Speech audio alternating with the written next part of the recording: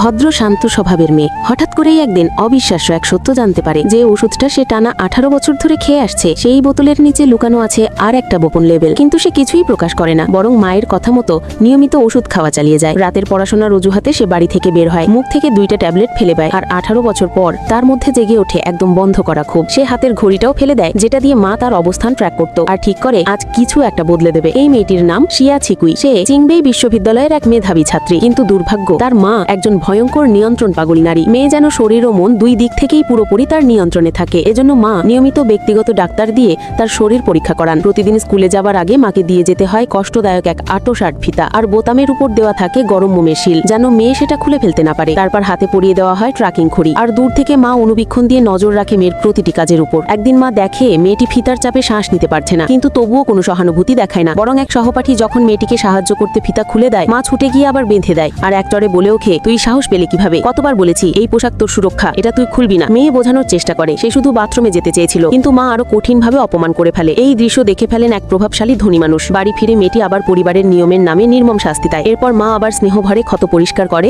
ওষুধ খাওয়ায়, আর ওই অভিশপ্ত করসেটটা আবার গায়ে জুড়ে দেয়। একদিন মা ফোনে কথা বলছিলেন, আর ঠিক সেই সময় মেয়েটি বোতলটা খুলে দেখে ওষুধের নিচে দ্বিতীয় এক লেবেল। সেটা ছিল এমন এক ওষুধ যা মানুষকে সারা জীবনের জন্য বাকরুদ্ধ করে দেয়। সেই মুহূর্তে তার মধ্যে বিস্ফোরণ ঘটে। সে আর চুপ থাকা ভদ্র মেয়ে নয়, সে হঠাৎ করেই এক অচেনা লোকের গাড়িতে উঠে বসে মায়ের চোখের সামনেই এমন কিছু করে যা মা কোনোদিন ক্ষমা করবে না। যখন সেই বাঁধনমুক্ত পোশাকটা মাটিতে পড়ে যায়, সে প্রথমবারের মতো মুক্তির স্বাদ পায়। লোকটি অবাক হয়ে দেখে আর বলে, তুমি ভালো করেছো, আমি খুশি। সেভাবে ব্যাপারটা এখানেই শেষ, কিন্তু জানে না এই লোকই আসলে ওনচাং শহরের সবচেয়ে ক্ষমতাশালী আন্ডারওয়ার্ল্ড বস, যিনি তার ভাগ্যই বদলে দেবেন। পরের দিন বাড়ি ফিরে সে আবার মায়ের হাতে নির্যাতিত হয়, তবু সে ভয় না পেয়ে প্রতিরোধ করে। এক মুহূর্তে স্বাধীনতার জন্য সে যে কোনো কষ্ট সহ্য করতে রাজি। কিন্তু যখন মা তার বিদেশে পড়ার অফার লেটারটা টুকরো টুকরো করে ফেলে দেয়, তখন তার মনে হয় জীবন শেষ হয়ে গেছে। বিদেশে পড়তে যাবে, আমাকে ছেড়ে যাবে? স্বপ্নেও না, তুই কোনোদিনই মাকে ছেড়ে যেতে পারবি না। কিন্তু ভাগ্য এবার তার পাশে দাঁড়ায়। ঠিক তখনই সেই রহস্যময় মানুষটি বিয়ের প্রস্তাব ও উপহার নিয়ে তাদের বাড়িতে হাজির।